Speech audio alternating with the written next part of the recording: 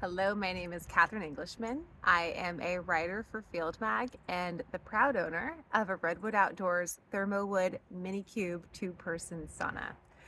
I live in coastal Maine, which means that we have pretty long, dark winters and chilly springs. So using a sauna has become an essential part of my well-being all year round.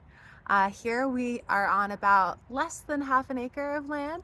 So a major perk for me was the compact size of this sauna that allows us to have an outdoor sauna without using up too much of our space and still be able to go outside and enjoy nature together.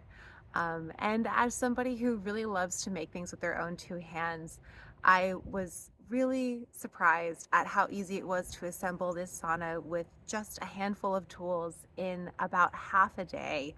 And so I would recommend it to anybody who wants to make something of their own that they can use and enjoy for a lifetime.